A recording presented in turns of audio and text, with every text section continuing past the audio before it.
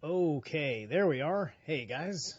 All right. We are doing this thing. We're going to go for maybe 2 hours. Try and bang out at least 2 chapters. And real fast, I am just trying to fix this darn thing because I had to move some files around on my computer tonight, and now the setting for how I scrolled my page is screwed up. And so it's doing that thing that was annoying me before, where it would skip over instead of just smoothly running down the page. No. Okay.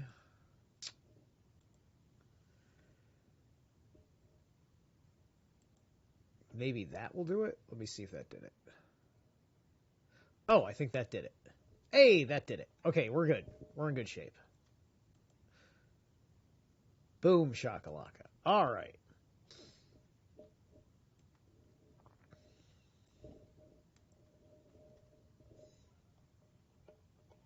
Let's scroll down. We are starting at 40.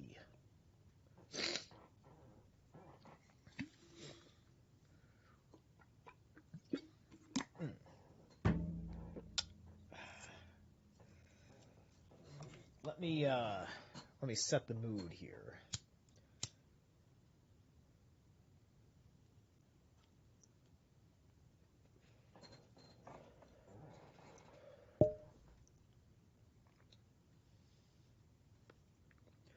The basic state of mind of anxiety as a distinctive way in which Dasein is disclosed.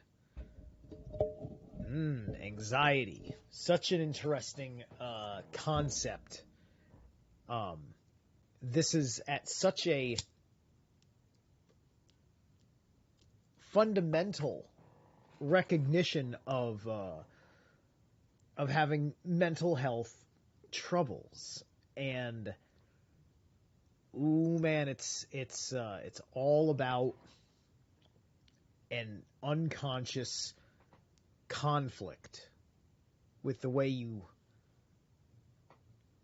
force yourself to believe the world is versus proof to the contrary bombarding you in real time.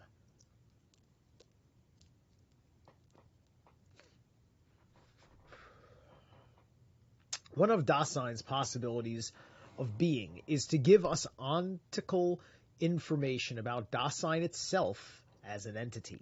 Such information is possible only in that disclosedness which belongs to Dasein and which is grounded in state of mind and understanding. How far is anxiety a state of mind, which is distinctive? How is it that in anxiety Dasein gets brought before itself through its own being so that we can define phenomenologically the character of the entity disclosed in anxiety and define it as such in its being, or make adequate preparations for doing so?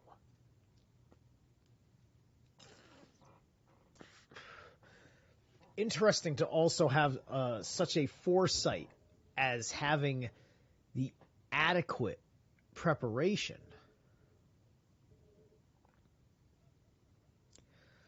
Since our aim is to proceed towards the being of the totality of the structural whole, we shall take as our point of departure the concrete analysis of falling, which we have just carried through Dasein's absorption in the they, and its absorption in the world, of its concern, make manifest something like a fleeing of Dasein in the face of itself as an authentic potentiality for being itself.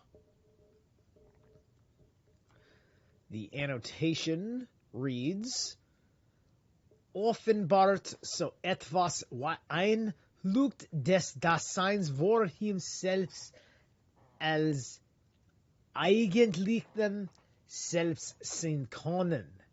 The point of this paragraph is that if we are to study the totality of Dasein. Dasein must be brought before itself, face to face with itself, vor es selbst. And the fact that Dasein flees from itself, or in the face of itself, von ihm selbst, which may seem at first to lead us off the track, is actually very germane to our inquiry. Ooh, what that means...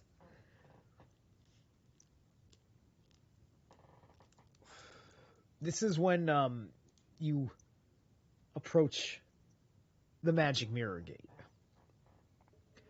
This is that time when you're meeting your shadow, right? This goes right into Jungian shadow psychology.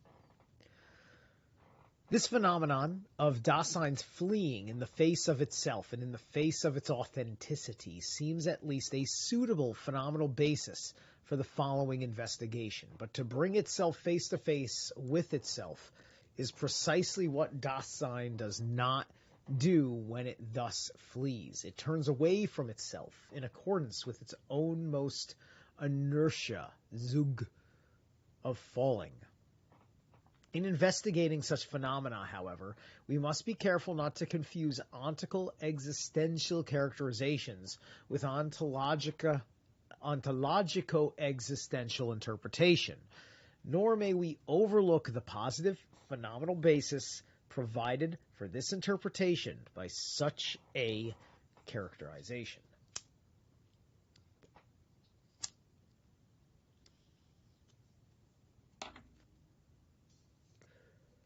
From an existential point of view, the authenticity of being oneself has, of course, been closed off and thrust aside in falling.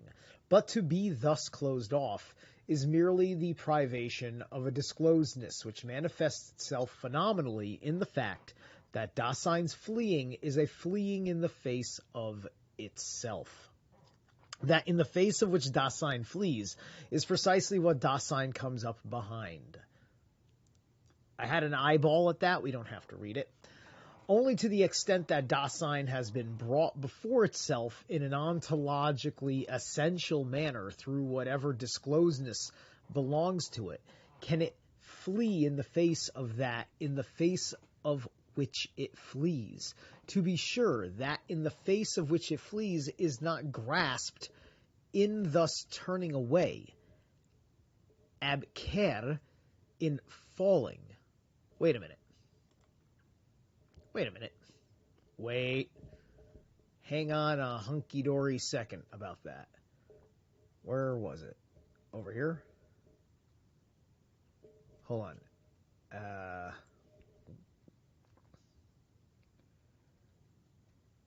Oh, okay, never mind. No, never mind. I thought something was the same. I thought I was having a synchronicity. I wasn't.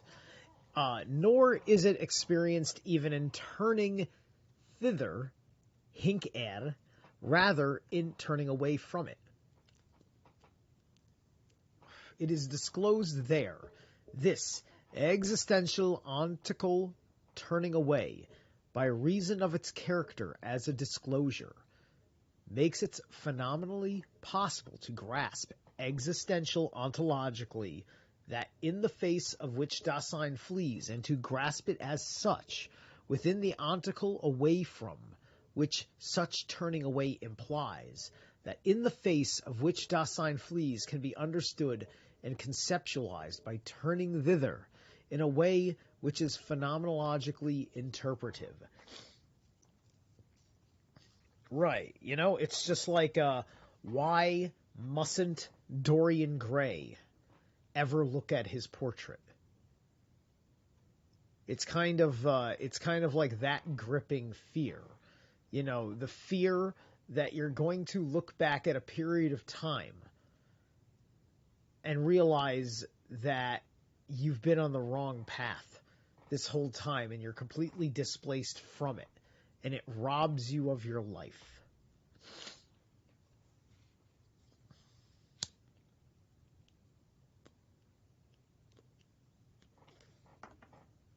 So, in orienting our analysis by the phenomenon of falling, we are not, in principle, condemned to be without any prospect of learning something ontologically about the Dasein disclosed in the phenomenon. On the contrary, here, least of all, has our interpretation been surrendered to an artificial way in which Dasein grasps itself. It merely carries out the explication of what Dasein itself ontically discloses.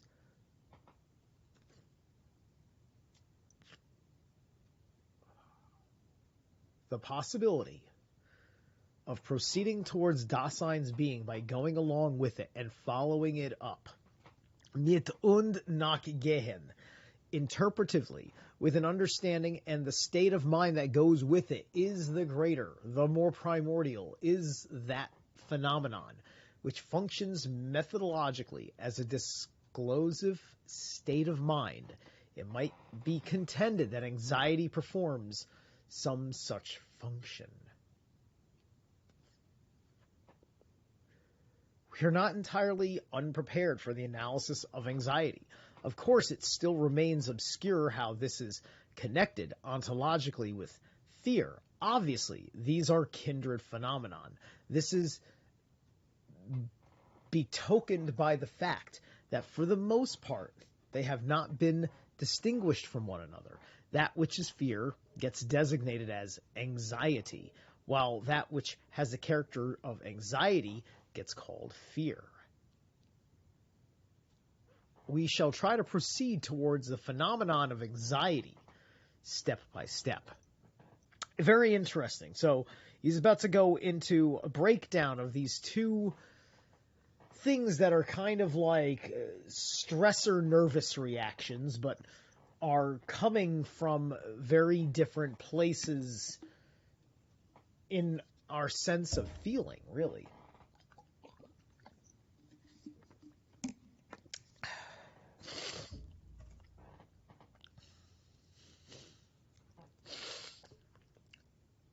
Dasein's falling into the they and the world of its concern is what we have called a fleeing in the face of itself. But one is not necessarily fleeing whenever one shrinks back in the face of something or turns away from it. Shrinking back in the face of what fear discloses, in the face of something threatening, is founded upon fear, and this shrinking back has the character of fleeing. Our interpretation of fear as a state of mind has shown that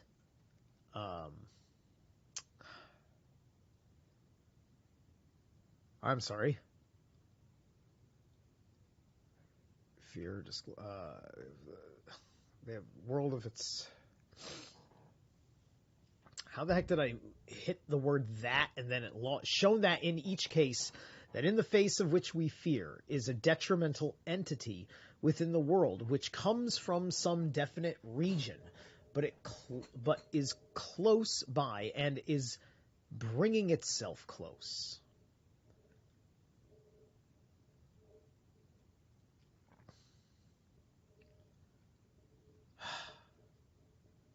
How did I miss it again? Shrinking back clear, close by.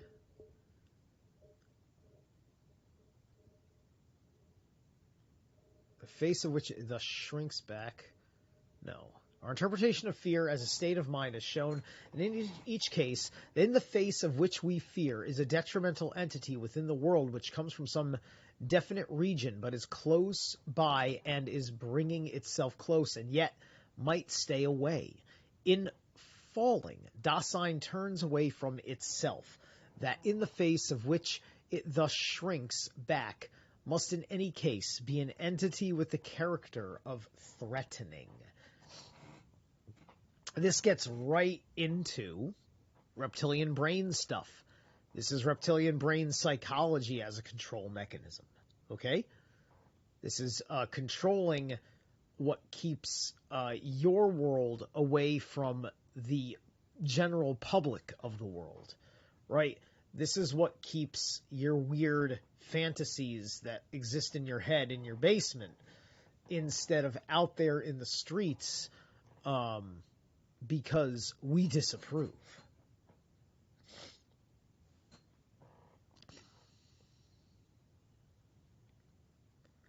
In this case, the face which fears detrimental entity within the world from itself, that in the face of which it thus shrinks back must in any case be an entity with the character as threatening. Yet this entity has the same kind of being as the one that shrinks back. It is Dasein itself, that in the face of which it thus shrinks back cannot be taken as something fearsome, for anything fearsome is always encountered as an entity within the world. The only threatening which can be fearsome and which gets discovered in fear always comes from entities within the world.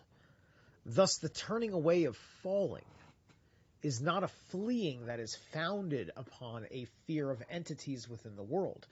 Fleeing that is so grounded, it's still less a character of this turning away, when what this turning away does is precisely to turn thither towards entities within the world by absorbing itself in them. The turning away of falling is grounded rather in anxiety, which in turn is what first makes fear possible. So the turning away of falling is grounded rather than in anxiety, which in turn is what makes fear possible first. So interesting. Okay, so the turning away of the falling of Dasein, the falling of your existence in the world, right, is grounded rather in anxiety, which in turn is what first makes fear possible.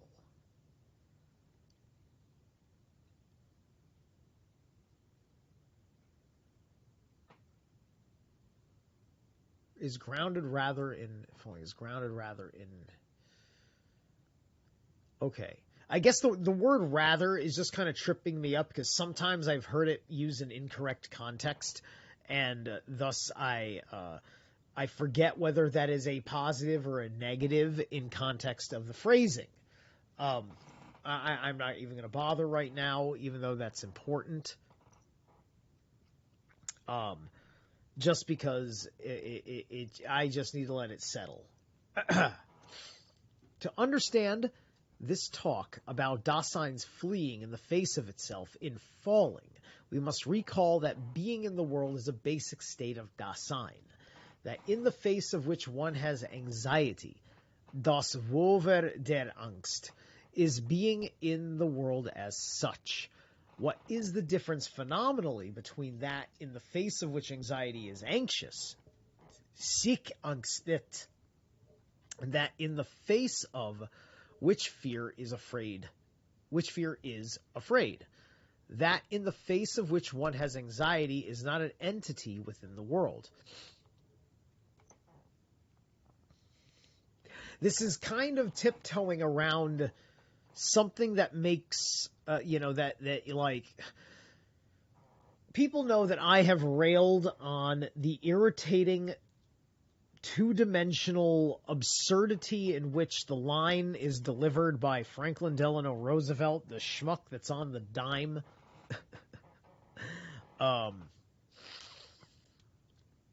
About there's nothing to fear but fear itself.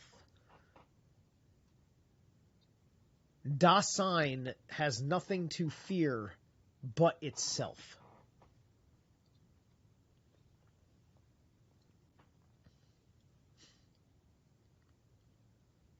The only thing you have to fear is realizing your own existence here and now in the world. Doesn't that make a lot more sense? Thus, it is essentially incapable of having an involvement. This threatening does not have the character of a definite detrimentality, which reaches what is threatened and which reaches it with definite regard to a special factical potentiality for being, that in the face of which one is anxious is completely indefinite.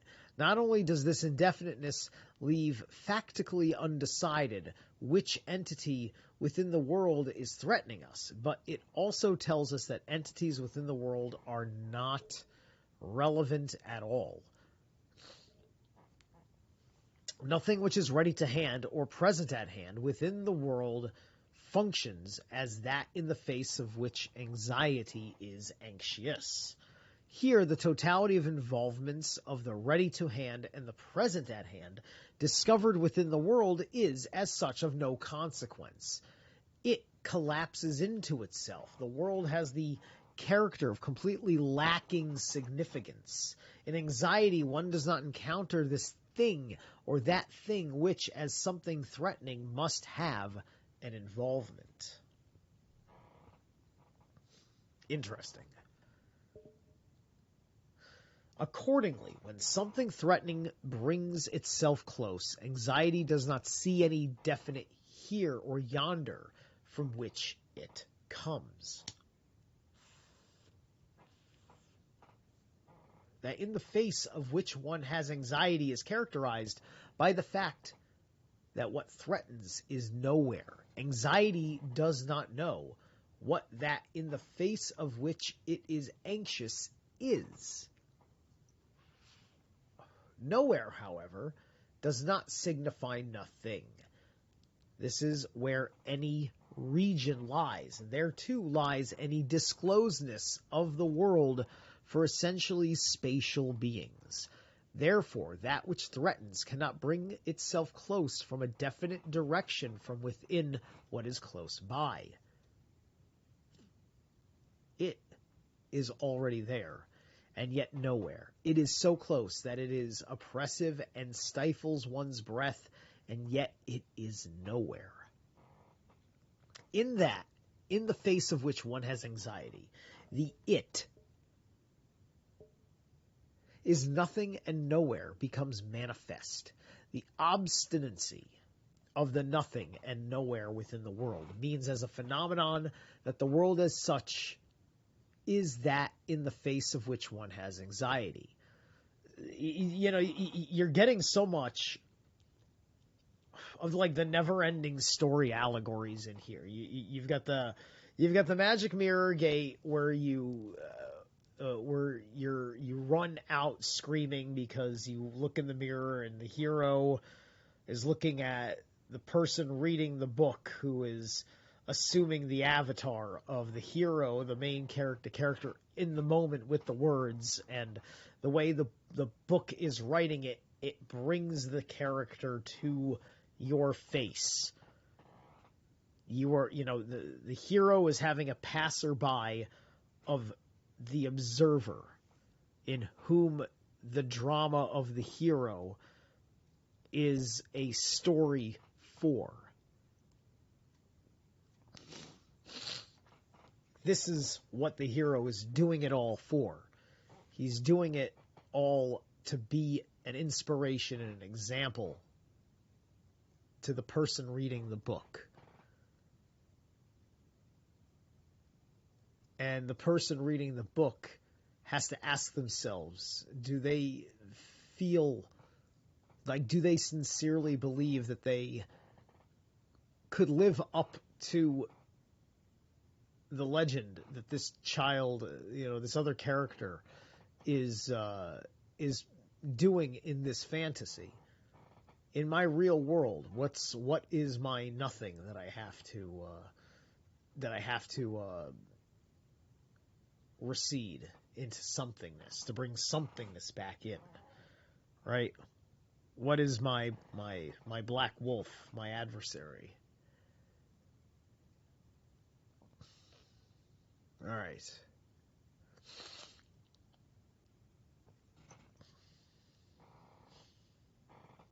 The utter significance which makes itself known in the nothing and nowhere does not signify that the world is absent, but tells us that entities within the world are of so little importance in themselves that on the basis of this insignificance of what is within the world in its worldhood is all that still obtrudes itself. What oppresses us is not this or that, nor is it the summation of everything present at hand. It is rather the possibility of the ready-to-hand in general. That is to say, it is the world itself.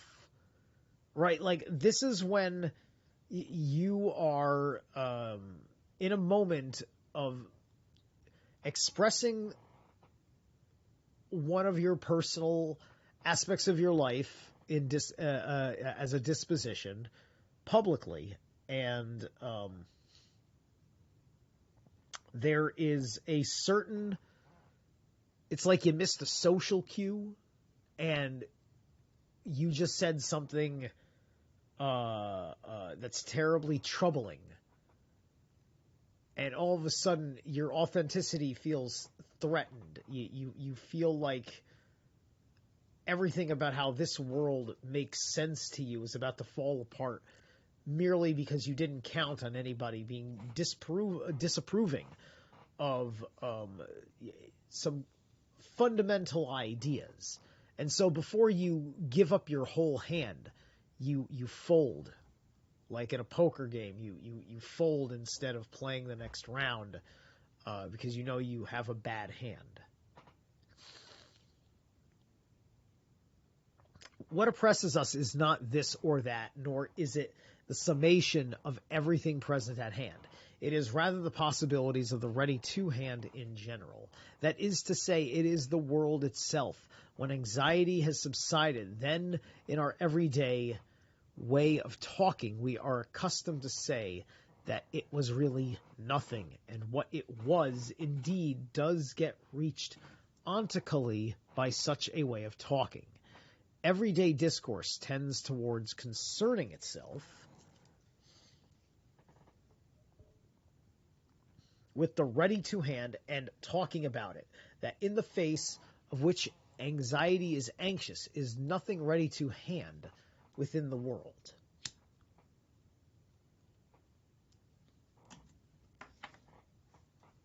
But this, nothing ready to hand, which only our everyday circumspective discourse understands, is not totally nothing.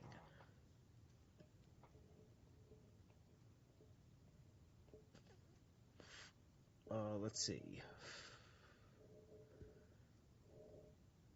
It says, after reading the German, it says, this sentence is grammatically ambiguous. So it's just saying that in German, like, this doesn't make a tremendous amount of direct sense, right? So he's saying that he's trying to give you the meaning of the translation of something that was already an enigma in German to begin with. The nothing of readiness to hand is grounded in the most primordial something in the world. Ontologically, however, the world belongs essentially to Dasein's being as being in the world. So if the nothing that is, the world as such, exhibits itself as that in the face of which one has anxiety, this means that being in the world itself is that in the face of which anxiety is anxious. Being anxious discloses primordially and directly the world as world. It is not the case, say, that the world first gets thought of by deliberating about it, just by itself, without regard for the entities within the world, and that in the face of this world, anxiety then arises. What is rather the case is that the world as world is disclosed first and foremost by anxiety. As a mode of state of mind, this does not signify, however, that in anxiety the worldhood of the world gets conceptualized. Give me 1 second to find out how much further till the end of the chapter. All right. Far enough, apparently. Yeah. Okay.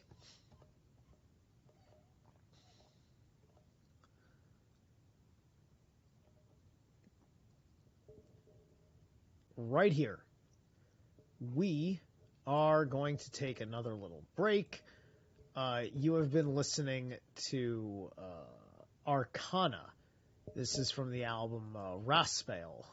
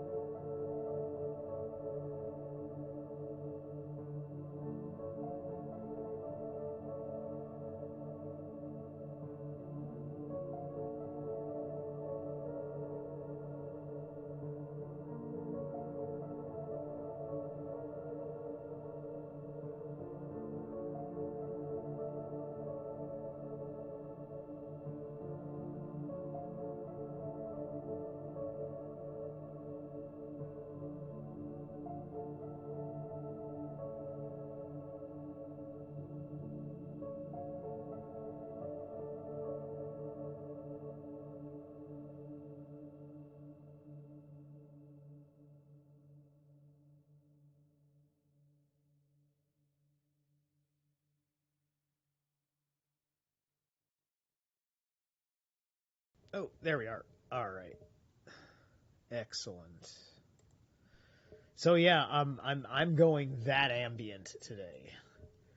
All right. As all my files are moving over, all the pictures are starting to go blank. All right. So there we go. All right. So let's jump back into this, and hopefully by about 8 o'clock we'll be done with 40. Anxiety is not only anxiety in the face of something, but as a state of mind. It is also anxiety about something. That which anxiety is profoundly anxious. Sic abangstet.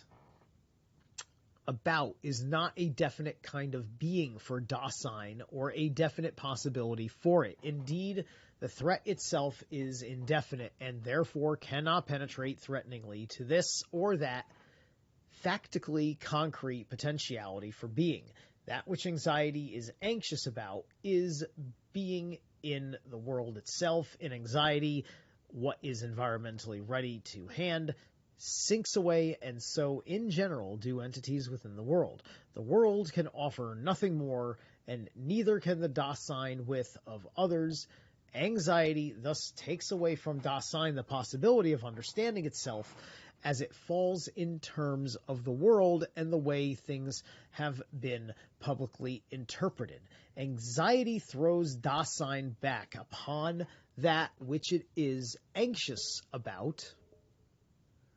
Its authenticity potentiality for being in the world. Anxiety individualizes Dasein for its own most being in the world, which as something that understands projects itself essentially upon possibilities. Therefore, with that which it is anxious about, anxiety discloses Dasein as being possible, and indeed as the only kind of thing which it can be of its own accord, as something individualized in individualization. Vereinzelt in der Vereinzelung. Anxiety makes manifest in Dasein its being towards its own most potentiality for being.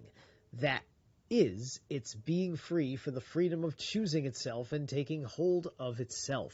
Anxiety brings Dasein face to face with its being free for propensio in, the authenticity of its being, and for this authenticity as a possibility which it always is. Don't have to read it, okay? But at the same time, this is the being to which Dasein, as being in the world, has been delivered over. That about which anxiety is anxious reveals itself as that in the face of which it is anxious, namely being in the world, the self-sameness of that in the face of which and that about which one has anxiety extends even to anxiousness. Sick Angsten itself. For, as a state of mind, anxiousness is a basic kind of being in the world. Here, the disclosure and the disclosed are existentially self-same in such a way that in the latter the world has been disclosed as world, and being in has been disclosed as a potentiality for being, which is individualized, pure, and thrown. This makes it plain that with the phenomenon of anxiety, a distinctive state of mind has become a theme for interpretation. Anxiety individualizes Dasein and thus discloses it as solus ipse.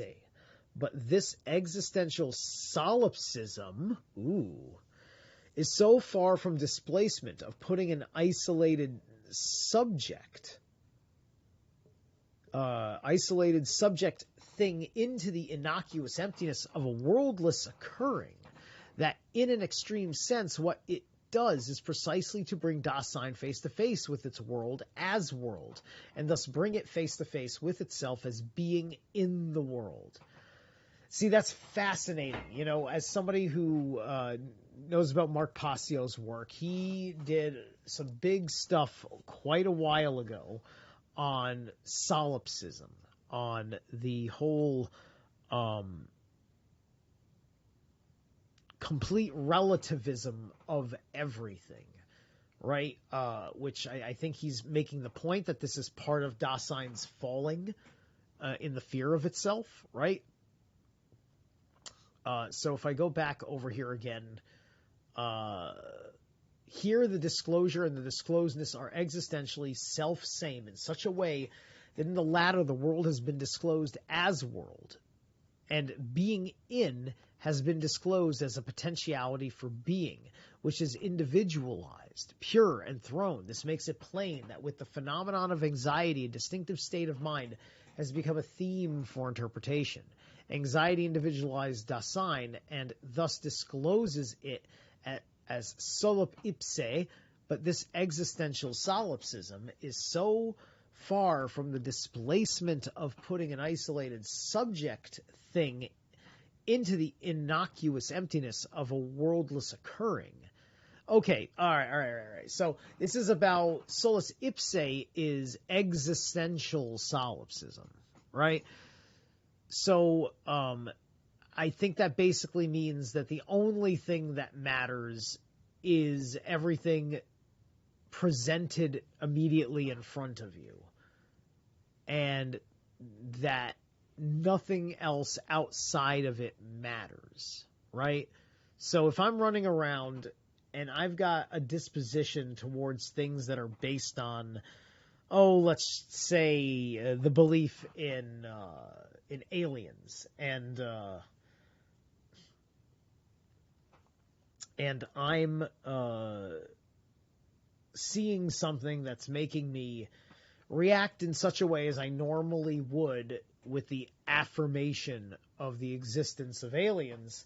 But the second I kind of introduce that, it gets shut out. And without aliens present, flying saucers immediately in the world, something present at hand, I suppose, right? At the very least, that I could point at and say, see, I am affirming to you my world is correct. Right? So,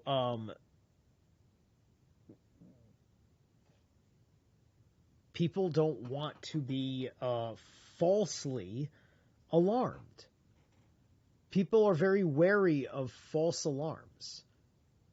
I mean, just doing a fire drill at school was an annoying, tedious process.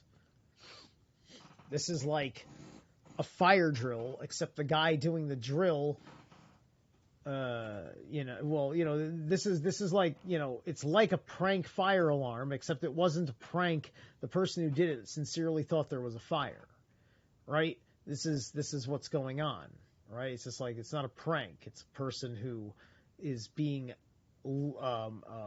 deliberately alarmed over irrational fears, right? That's a particular example of one way this scenario can go. Okay. Again, everyday discourse and the everyday interpretation of Dasein furnish our most unbiased evidence that anxiety as a basic state of mind is disclosive in the manner we have shown. As we have said earlier, a state of mind makes manifest how one is. In anxiety, one feels uncanny, like an X-Men. Befindlichkeit so früher Gestalt wacht offenbar, weil einem ist in der Angst ist einem unheimlich. The reference is presumably to the above reference, while unheimlich is here translated as uncanny. It means more literally unhomelike, as the author proceeds to point out.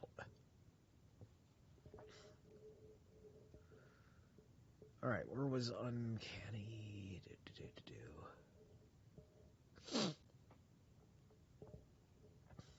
Here, the peculiar indefiniteness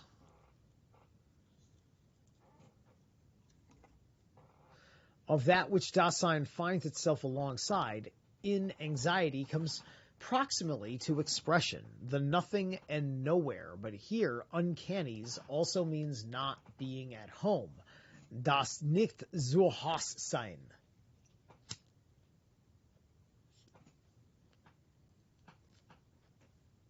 In our first indication of the phenomenal character of Dasein's basic state, and in our clarification of the existential meaning of being in as distinguished from the categorical signification of insideness, being in was defined as residing alongside.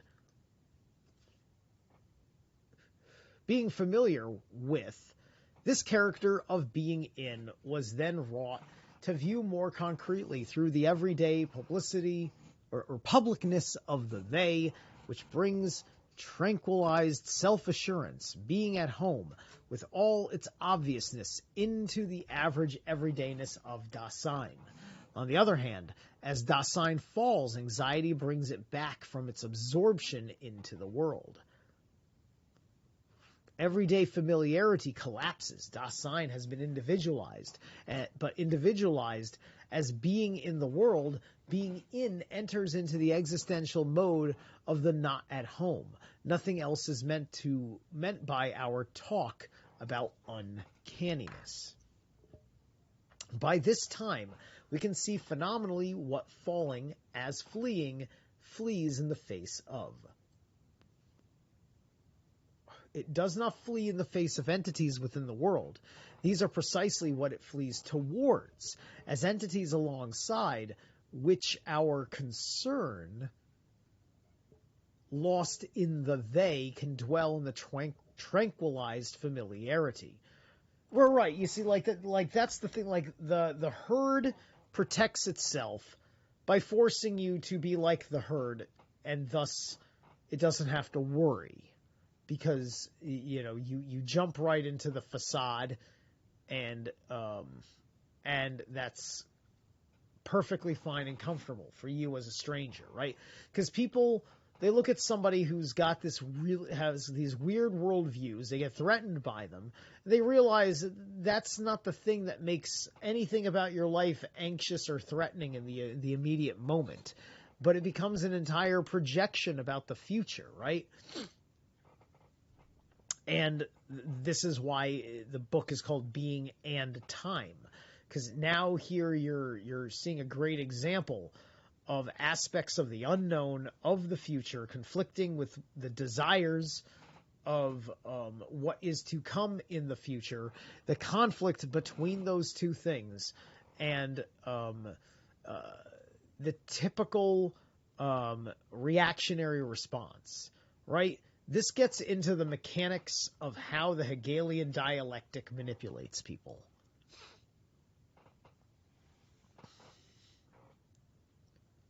When in falling, we flee into the at-home of publicness. We flee in the face of the not at home. That is, we flee in the face of the uncanniness which lies in Dasein. In Dasein as throne, being in the world, which has been delivered over to its being.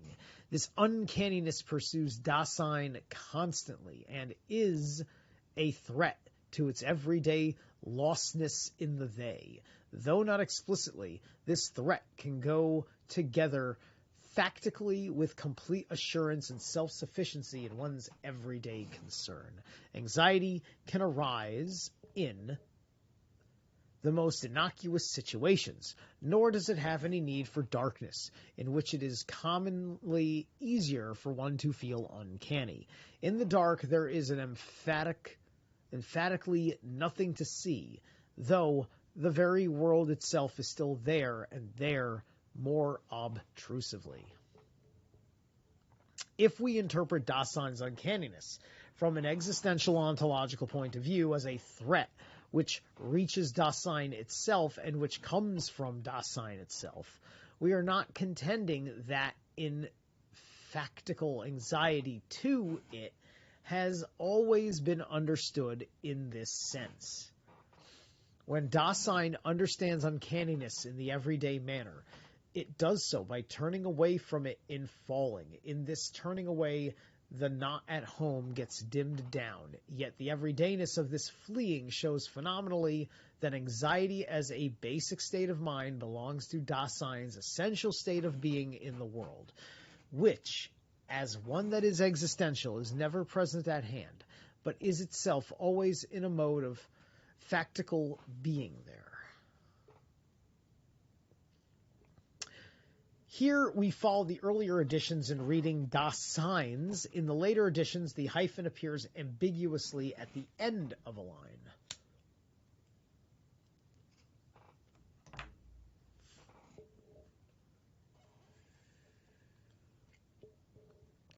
That is in the mode of a state of mind. That kind of being in the world which is tranquilized and familiar is a mode of Dasein's uncanniness. But the reverse, from an existential ontological point of view, the not at home must be conceived as the more primordial phenomenon, and only because anxiety is always latent in being in the world can such being in the world as being which is alongside the world and which is concernful in its state of mind ever be afraid. Fear is anxiety, fallen into the world, inauthentic and as such hidden from itself.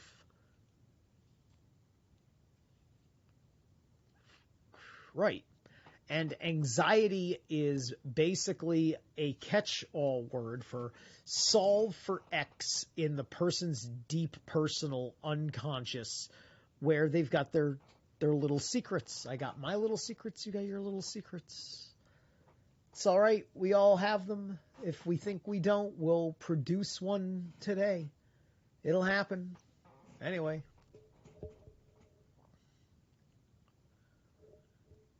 All right.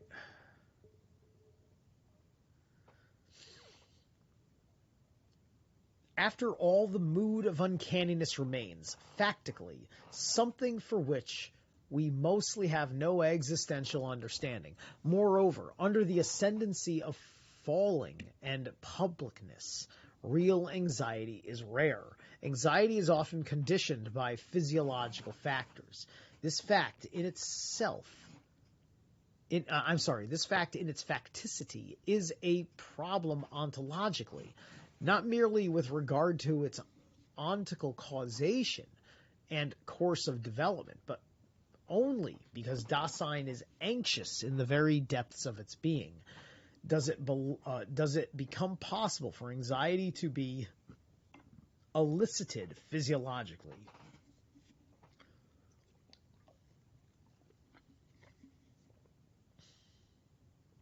Even rarer than the existential fact of real anxiety are attempts to interpret this phenomenon according to the principles of its existential ontological constitution and function. The reason for this lie, partly in the general neglect of the existential analytic of Dasein, but more particularly in a failure to recognize the phenomenon of state of mind. Yet the factical rarity of anxiety as a phenomenon cannot deprive it of its fitness to take over a methodological function in principle for existential analytic. On the contrary, the rarity of the phenomenon is an index that Dasein, which for the most part remains concealed from itself in its authenticity because of the way in which things have been publicly interpreted by the they, becomes disclosable in a primordial sense in this basic state of mind. Of course, it is essential to every state of mind that in each case, being in the world should be fully disclosed in all those items which are constitutive for it. World, being in, self. But in anxiety, there lies the possibility of a disclosure which is quite distinctive. For anxiety individualizes. This individualization brings Dasein back from its falling and makes manifest to it that authenticity and inauthenticity are possibilities of its being. These basic possibilities of Dasein, and Dasein is in each case mine, show themselves in anxiety, as they are in themselves undisguised by entities within the world, to which proximally, and for the most part, Dasein clings.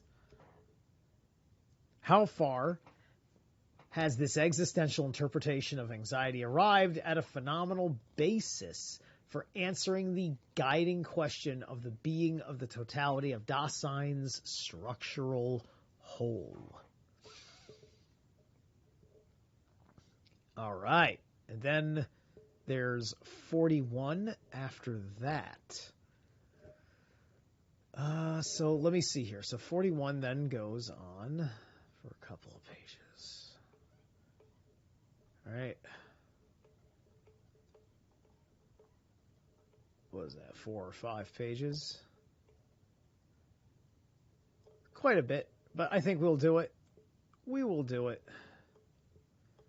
Oh, shoot, jumped back too far. All right, well, anyway, I'll fix this. I will fix it. But in the meantime, invisible motions.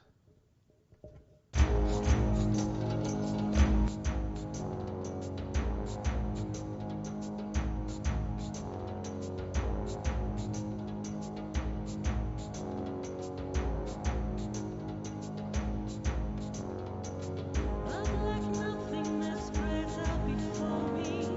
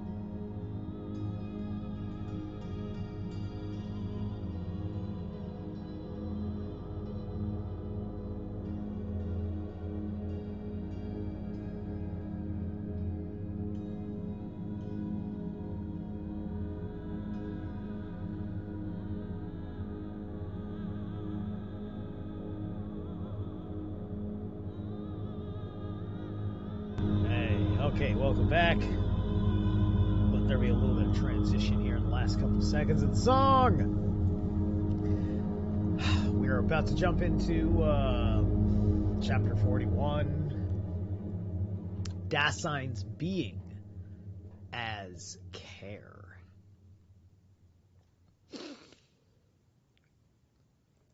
Since our aim is to grasp the totality of this structural whole ontologically, we must first ask whether the phenomenon of anxiety and that which is disclosed in it can give us the whole of Dasein in a way which is phenomenally equiprimordial, and whether they can do so in such a manner that if we look searchingly at this totality, our view of it will be filled in by what has thus been given us. The entire stock of what lies therein may be counted up formally and recorded. Anxiousness as a state of mind is a way of being in the world, that in the face of which we have anxiety is thrown. Being in the world, that which we have anxiety about, is our potentiality for being in the world. Thus, the entire phenomenon of anxiety shows Dasein as factically existing, being in the world. The fundamental ontological characteristic of this entity are existentiality, facticity, and being fallen. These existential characteristics are not pieces belonging to something composite, one of which might sometimes be missing, but there is woven together in them a primordial context which makes up that totality of the structural whole which we are seeking. In the unity of those characteristics of Dasein's being, which we have mentioned, this being becomes something which it is possible for us to grasp as such ontologically. How is this unity itself to be characterized? Dasein is an entity for which, in its being, that being is an issue. The phrase "is an issue" has been made plain in the state of being of understanding as self-projective, being towards its own most potentiality for being. This potentiality is that for the sake of which any Dasein as it is. In each case, Dasein has already compared itself in its being with a possibility of itself, being free for one's own most potentiality for being, and therewith for the possibility of authenticity and inauthenticity, is shown with a primordial elemental concreteness in anxiety. But ontologically, being towards one's own most potentiality for being means that in each case, Dasein is already ahead of itself. Im selbst vorweg. In its being, Dasein is always beyond itself. Über sich hinaus. Not as a way of behaving towards other entities, which it is not, but as a being towards the potentiality for being which it is itself. This structure of being, which belongs to the essential, is an issue we shall denote as Dasein's being ahead of itself. But this structure pertains to the whole of Dasein's constitution. Being ahead of itself does not signify anything like an isolated tendency in a worldless subject, but characterizes being in the world. To being in the world, however, belongs the fact that it has been delivered over to itself, that it has in each case already been thrown into a world. The abandonment of Dasein to itself is shown with primordial concreteness in anxiety. Being ahead of itself means, if we grasp it more fully, ahead of itself in already being in a world. As soon as this essentially unitary structure is seen as a phenomenon, what we have set forth earlier in our analysis of worldhood also becomes plain. The upshot of that analysis was that the referential totality of significance, which as such is constitutive for worldhood, has been tied up with a "for the sake of which," the fact that this referential totality of the manifold relations of the in order to has been bound up with that which is an issue for Dasein does not signify that a world of objects which is present at hand has been welded together with a subject. It is rather the phenomenal expression of the fact that the constitution of Dasein, whose totality is now brought out explicitly as a head of itself in being already in, is primordially a whole. To put it otherwise, existing is always factical. Existentiality is essentially determined by facticity.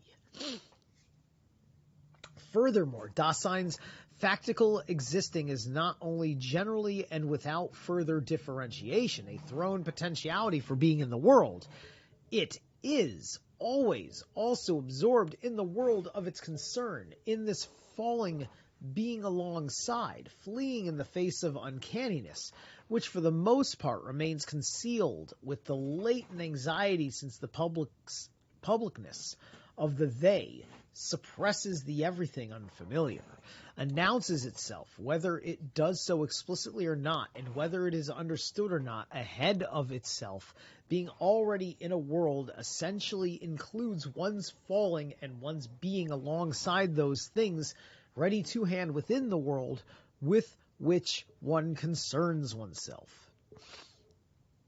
The formally existential totality of Dasein's ontological structural whole must therefore be grasped in the following structure.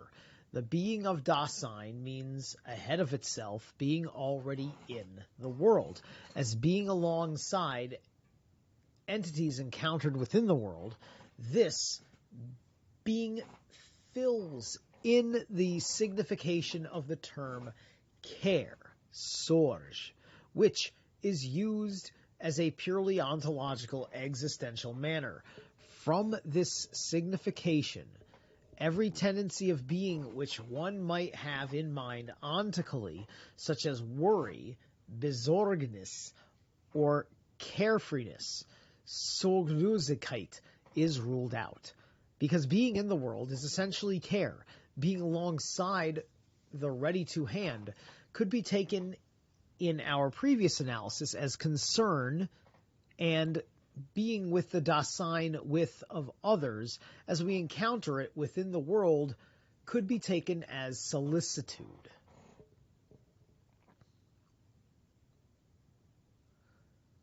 All right, nothing significant about solicitude.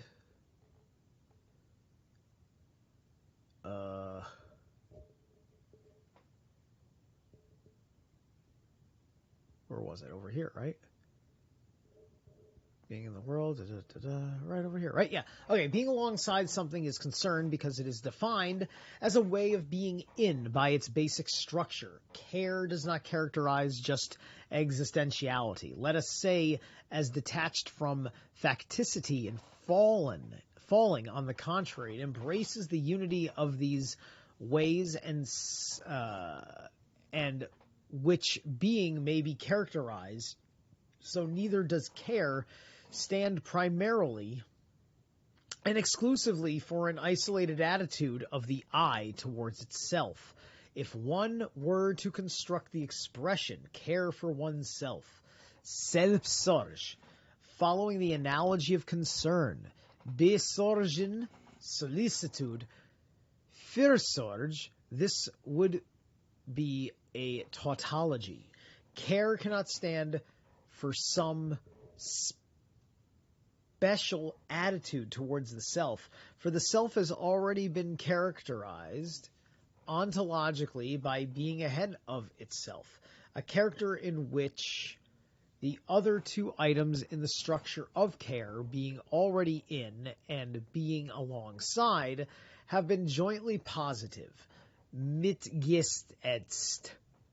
In being ahead of oneself as being towards one's own most potentiality for being lies the existential ontological condition for the possibility of being free for authentic existential possibilities. For the sake of its potentiality for being, any Dasein is as it factically is, but to the extent that this being towards its potentiality for being is itself characterized by freedom. Dasein can comport itself towards its possibilities, even unwillingly. It can be inauthentically, and factically it is inauthentically, proximally, and for the most part, the authentic, for the sake of which has not been taken hold of. The projection of one's own potentiality for being has been abandoned to the disposal of the they. Thus, when we speak of being ahead of itself, the itself which we have in mind is in each case the self in the sense of the they self. Even in inauthenticity, Dasein remains essentially ahead of itself, just as Dasein's fleeing in the face of itself as it falls still shows that it has the state of being of an entity for which its being is an issue. Care as a primordial structure totally lies before you, vor. Every factical attitude and situation of Dasein, and it does so existentially a priori. This means that it always lies in them. So this phenomenon by no means expresses a priority of the practical attitude over the theoretical. When we ascertain something present at hand by merely beholding it, this activity has the character of care just as much as does a political action or taking a rest and enjoying oneself. Theory and practice are possibilities of being for an entity whose being must be defined as care. The phenomenon of care in its totality is essentially something that cannot be torn asunder, so any attempt to trace it back to special acts or drives, like willing and wishing or urge and addiction. Let's see what we say here about that. Okay, nothing significant. Where was I? Theory and practice or possibilities. Where was it? Urge and addiction. Urge and addiction. I should have saved it. Should have saved my spot. Was it further down? No. Ah, yeah. Or to construct it out of these will be unsuccessful. Willing and wishing are rooted with ontological necessity in Dasein as care. They are not just ontological, undifferentiated experiences occurring in a stream which is completely indefinite with regard to the meaning of its being. This is no less the case with urge and addiction. These two are grounded in care so far as they can be exhibited in Dasein at all. This does not prevent them from being ontologically constitutive even for entities that merely live. But the basic ontological state of living is a problem in its own right and can be tackled only reductively and privatively in terms of the ontology of Dasein. Care is ontologically earlier than the phenomenon we have just mentioned, which admittedly can, within certain limits, always be described appropriately without our needing to have the full ontological horizon visible or even to be familiar with it at all. From the standpoint of our present investigation in fundamental ontology, which aspires neither to a thematic complete ontology of Dasein, nor even to a concrete anthropology, it must suffice to suggest how these phenomena are grounded existentially in care. That very potentiality for being, for the sake of which Dasein is, has being in the world as its kind of being. Thus it implies ontologically a relation to entities within the world. Care is always concern and solicitude, even if only privatively, In willing an entity which is understood, that is one which has been projected upon its possibility, gets seized upon either as something with which one may concern oneself, or as something which is to be brought into its being through solicitude. Hence, to any willing there belongs something willed, which has already made itself definite in terms of a for the sake of which, if willing to be possible, ontologically, the following items are constitutive for it. The prior disclosedness of the for the sake of which, in general, being ahead of itself. 2, the disclosedness of something that which one can concern oneself, the world as wherein of being already. Hold on a second. Okay, nothing important. Dasign's projection of itself understanding upon potentiality for being towards a possibility of the entity willed. In the phenomenon of willing, the underlying totality of care shows through.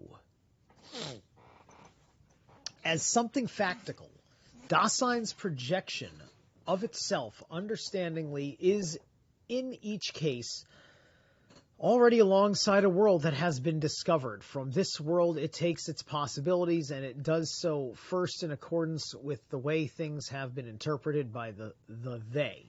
This interpretation has already restricted the possible options of which to what lies within the range of the familiar, the attainable, the respectable, that which is fitting and proper. This leveling off of Dasign's possibilities to what is proximately at its everyday disposal also results in a dimming down of the possible as such. The average everydayness of concern becomes blind to its possibilities and tranquilizes itself with that which is merely actual. The tranquilizing does not rule out a high degree of diligence in one's concern, but arouses it. In this case, no positive new possibilities are willed, but that which is at one's disposal becomes tactically altered in such a way that there is semblance of something happening. All the same, this tranquilized willing under the guidance of the they does not signify that one's being towards one potentiality for being has been extinguished, but only that it has been modified. In such a case, one's being towards possibility shows itself for the most part as mere wishing. In the wish, Dasein projects its being upon possibility, which not only have not been taken hold of in concern, but whose fulfillment has not even been pondered over and expected.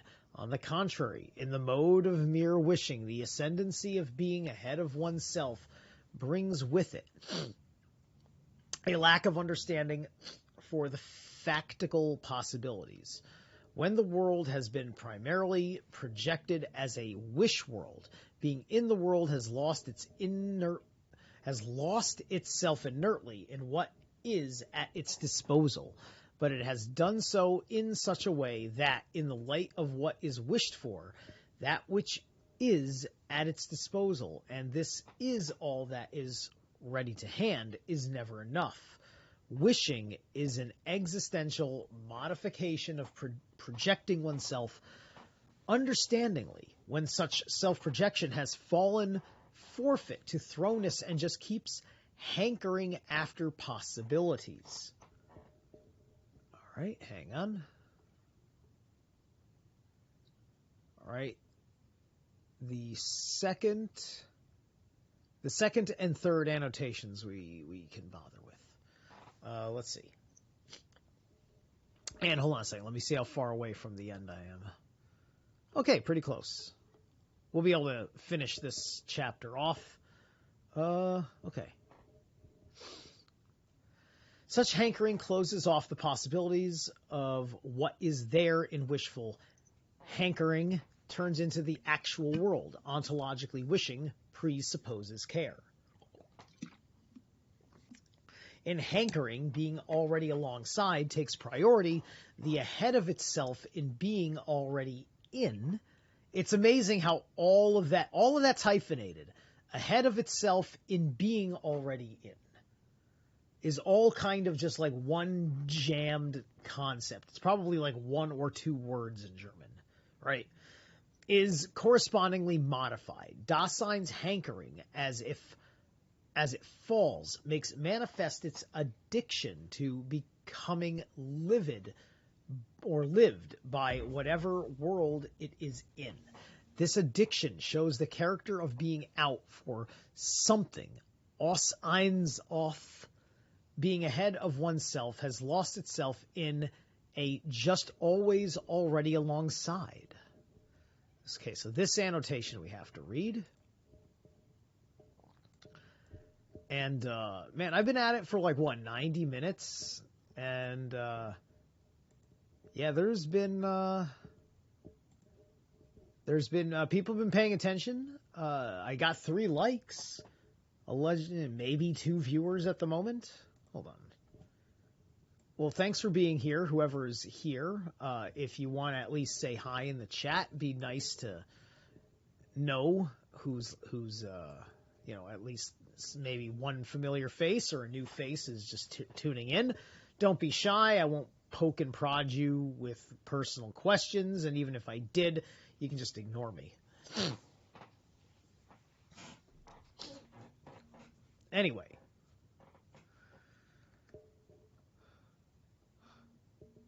Where was I? Ah, yes, we're reading the annotation for 2. In ein nur im Erskon bei. Here we follow the reading of the later editions. The earlier editions have nur im Erskon sein bei, just always being already alongside. Okay.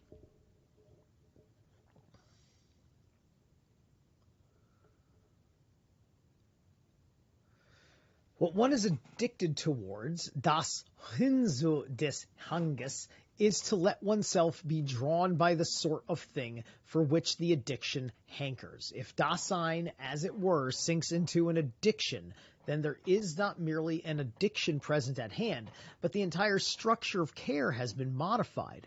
Dasein has become blind and puts all possibilities into the service of the addiction. On the other hand, the urge to live is something towards which one is impelled, and it brings the impulsion along with it of its own accord. It is towards this at any price. The urge seeks to crowd out, verdrängen, other possibilities. I like that. I guess that's to crowd out is verdrängen. That's got a really cool phrase, verdrängen. It's the drang. I've heard drang in other meaning other things in other languages or something. It sounds pretty good. But anyway, it might have the same connotation. But anyway. Here, too, the being ahead of oneself is one that is inauthentic, even if one is assailed by an urge coming from the very thing that is urging one on. The urge can outrun one's current state of mind and one's understanding, but then Dasein is not and never is a mere urge to which other kinds of controlling or guiding behavior are added from time to time. Rather, as a modification of the entirety of being in the world, it is already care. It's always care already. In pure urge, care has not yet become free, though care first makes its ontologically possible for Dasein to be urged on by itself. In addiction, however, care has always been bound. Addiction and urge are possibilities rooted in the thrownness of Dasein. The urge to live is not to be annihilated. The addiction to becoming lived by the world is not to be rooted out. But because there are both grounded ontologically in care, and only because of this, they are both to be modified in an ontical and existential manner by care as something authentic. With the expression care, we have in mind a basic existential ontological phenomenon, which all the same is not simple in its structure. The ontological elemental totality of the care structure cannot be traced back to some ontical primal element, just as being certainly cannot be explained in terms of entities. In the end, it will be shown that the idea of being in general is just as far from being simple as is the being of Dasein in defining care, as being ahead of oneself, in being already in, as being alongside. We have made it plain that even this phenomenon is, in itself, still structurally articulated, but is this not a phenomenal symptom that we must pursue the ontological question even further until we can exhibit a still more primordial phenomenon which provides the ontological support for the unity and the totality of the structural manifoldness of care. Before we follow up this question, we must look back and appropriate with greater precision what we have hitherto interpreted in aiming at the question of fundamental ontology as to the meaning of being in general. First, however, we must show that what is ontologically new in this interpretation is ontically quite old in explicating Dasein's being as care. We are not forcing it under the idea of our own contriving, but we are conceptualizing existentially what has already been disclosed in an ontocoexistential manner. All right, there we are. Let's see, how long is 42? Do I feel like... Okay. 42 is really short, so we're going to take another break, and then we're going to blast through chapter 42, which is like 2-3 pages. Alrighty?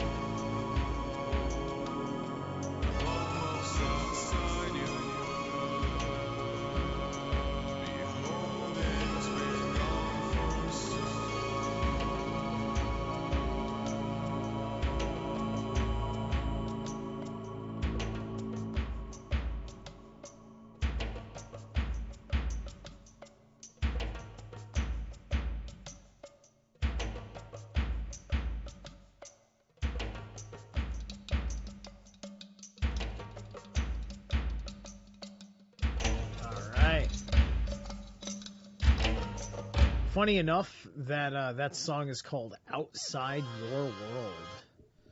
All right. That will be the last song for the night, as we're going to go through 42 real quick. That's going to be the end of it. Confirmation of the existential interpretation of Dasein as care in terms of Dasein's pre-ontological way of interpreting itself. There's an annotation just for the title. I'm going to read it even though it's just German because it's the title. Die Beherrschung der existenziellen Interpretation des Daseins als solch aus der verontologischen Selbstverwirklichung des Daseins. All right. In our foregoing interpretation, which have finally led to exhibiting care as the being of Dasein, everything depended on our arriving at the right ontological foundation for the entity, which is in each case we ourselves are, and which we call man. To do this, it was necessary from the outset to change the direction of our analysis from the approach presented by the traditional definition of man, an approach which has not been clarified ontologically and is in principle questionable. In comparison with this definition, the existential ontological interpretation may seem strange, especially if care is understood just ontically as worry or grief, as Besorgnis und Bekummernis. Accordingly, we shall now cite a document which is pre-ontological in character, even though its demonstrative force is merely historical. We must bear in mind, however, that in this document, Dasein is expressing itself primordially unaffected by any theoretical interpretation and without aiming to propose any. We must also note that Dasein's being is characterized by historicality, though this must first be demonstrated ontologically. If Dasein is historical in the very depth of its being, then a deposition, osage, which comes from its history and goes back to it, and which moreover is prior to any scientific knowledge, will have a special weight, even though its importance is never purely ontological. That understanding of being, which lies in Dasein itself, expresses itself pre-ontologically. The document which we are about to cite should make plain that our existential interpretation is not a mere fabrication, but that as an ontological construction, it is well grounded and has been sketched out beforehand in elemental ways. There is an ancient fable in which Dasein's interpretation of itself as care has been embedded. Oh, good. I get to read Latin and see if there's an explanation of the Latin to proceed it. Cura cum fluvium transiret videt critosum lutum.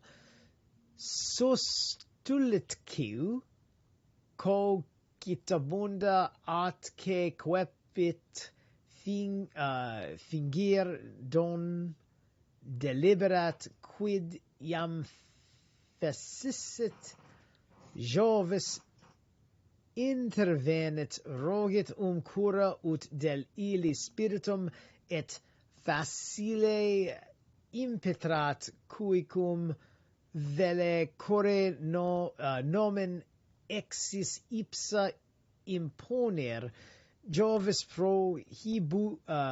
prohibuit sum nomen e dandum esse dictata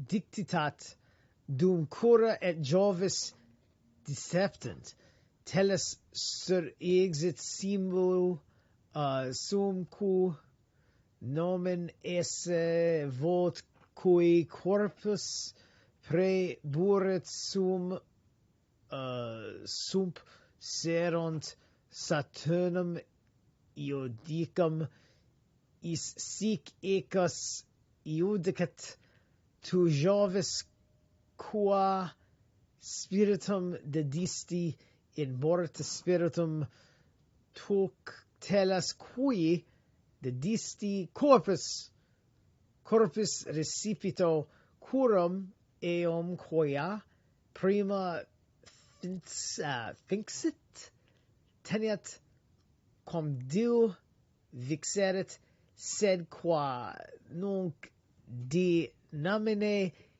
eos vobis controversia ist homo voceter qua videtur esse factus ex homo. Once, when Care was crossing a river, she saw some clay. She thoughtfully took up a piece and began to shape it. While she was meditating on what she had made, Jupiter came by. Care asked him to give it spirit, and this he gladly granted.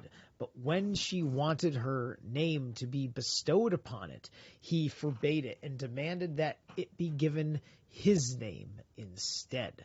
While Care and Jupiter were disputing, Earth arose and desired that her own name be conferred on the creature, since she had furnished it with part of her body.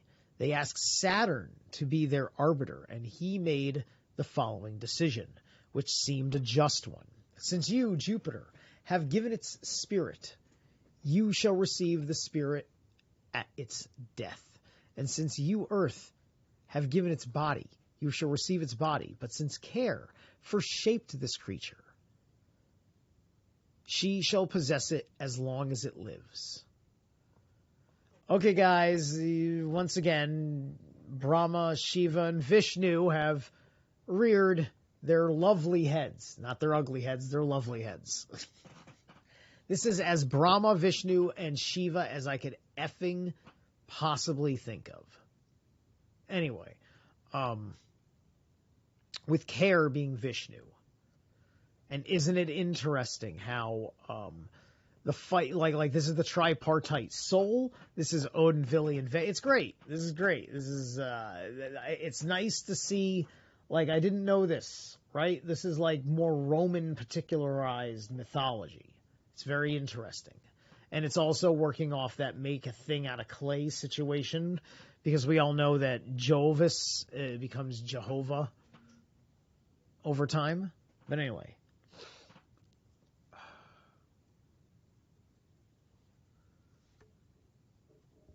Okay, so arbiter, since you have given it spirit, you should, but since Care for shaped it, shall pass alongside a dispute among Care for shape possession as it lives, and because there is now a dispute among you as to its name, let it be called Homo, for it is made out of humus, earth. So, Homo, humus, like hummus, but with one M. So Homo, like Homo sapien sapien, which is what we most specifically are in their categorization. So, like Homo means, like we're made of earth. So we are an earth-based sapien. And then I forget what sapien means in very particular. But anyway. In both the earlier and later editions, Heidegger has vidette in the first line of the Latin version of the fable, where Bucheler, from whom the text has been taken, has vidit in the 12th line. Heidegger has ennen, where Bucheler has ium. The punctuation of the Latin version is as Bucheler gives it, the single quotation marks in the English translation. This pre-ontological document becomes especially significant not only in the Care in that care is here seen as that to which human Dasein belongs for its lifetime, but also because this priority of care emerges in connection with the familiar way of taking man as compound of body, earth and spirit. Cura prima finxit. In care, this entity has the source of its being. Cura teniat condi vixerit. The entity is not released from this source, but is held fast, dominated by it through as long as this entity is in the world. Being in the world has the stamp of care, which accords with its being. It gets the name homo, not in consideration of its being, but in relation to that of which it consists, humus. The decision as to wherein the primordial being of this creature is to be seen is left to Saturn, time. Thus, the pre-ontological characterization of man's essence expressed in this fable has brought to view in advance the kind of being which dominates his temporal sojourn in the world, and does so through and through. And of course, there's that element of time involved, meaning that you may not seem like you've arrived there, but you are on the path and you will arrive if you continue to make the right choices and continue to pay attention, knowing the path correctly in front of you. The history of the signification of the ontical concept of care permits us to see still further basic structures of Dasein. Berdach calls attention to a double meaning of the term cura, according to which it signifies not only anxious exertion, but also carefulness and devotedness. Sorgfullt hingeba, thus Seneca writes in his last epistle, among the four existent natures, trees, beasts, man, and God. The latter two, which alone are endowed with reason, are distinguished in that God is immortal while man is mortal. Now, when it comes to these, the good of the one, namely God, is fulfilled by his nature, but that of the other, man, is fulfilled by care. Unius bonum natura perficit descilicit alteris cura hominis. Man's perfectio, his transformation into that which he can be in being free for his own most possibilities, projection, is accomplished by care, but with equal primordiality. Care determines what is basically specific in this entity, according to which it has been surrendered to the world of its concern, thrownness. In the double meaning of care, what we have in view is a single basic state in its essentially twofold structure of thrown projection. As compared with this ontical interpretation, the existential ontological interpretation is not, let us say, merely an ontical generalization, which is theoretical in character. That would just mean that ontically all men's ways of behaving are full of care and are guided by his devotedness to something. Corresponds strictly to, oh, you know what? Okay, and later, Heidegger has vid. Okay, this kept going from the prior page. Let's read. Okay, so let me get the last sentence. This single quotation, marks in the English translation, corresponds strictly to the double quotation marks in Heidegger's version. Some of these are not found in Berdach's translation, which, except for two entirely trivial changes, Heidegger has otherwise reproduced very accurately on Bouchler and Burdock. See Heidegger's notes and Adlock.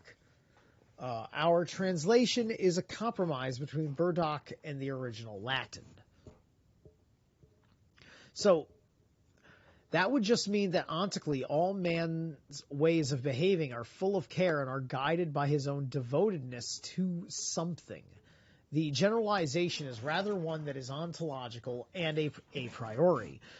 What it has in view is not a set of ontical properties which constantly keep emerging, but a state of being which is already underlying in every case, and which first makes it ontologically possible for this entity to be addressed ontically as cura, this existential condition for the possibility of the cares of life and devotedness must be conceived as care in a sense which is primordial, that is ontological. The transcendental generality of the phenomenon of care and of all fundamental existentialia is, on the other hand, broad enough to present a basis on which every interpretation of Dasein, which is ontical and belongs to a worldview, must move, whether Dasein is understood as affliction, not, and the cares of life, or in an opposite manner. The very emptiness and generality which obtrude themselves ontically in existential structure have an ontological definiteness and fullness of their own. Thus Dasein's whole constitution itself is not simple in its unity, but shows a structural articulation in the existential conception of care. This articulation becomes expressed. Thus, by our ontological interpretation of Dasein, we have been brought to the existential conception of care from Dasein's pre-ontological interpretation of itself as care. Yet the analytic of Dasein is not aimed at laying an ontological basis for anthropology. Its purpose is one of fundamental ontology. This is the purpose that has tacitly determined the course of our own consideration, hitherto our selection of phenomena and the limits to which our analysis may proceed. Now, however, with regard to our leading question of the meaning of being and our way of working this out, our investigation must give us explicit assurance as to what we have so far achieved. But this sort of thing is not to be reached by superficially taking together what we have discussed. Rather, with the help of what we have achieved, that which could be indicated only crudely at the beginning of the existential analytic must now be concentrated into a more penetrating understanding of the problem. Boom. 43 is going to be Dasein, Worldhood, and Reality. Ooh, I can't wait. I can't wait for the next one. Tonight's a work night, so I'm good for tonight. So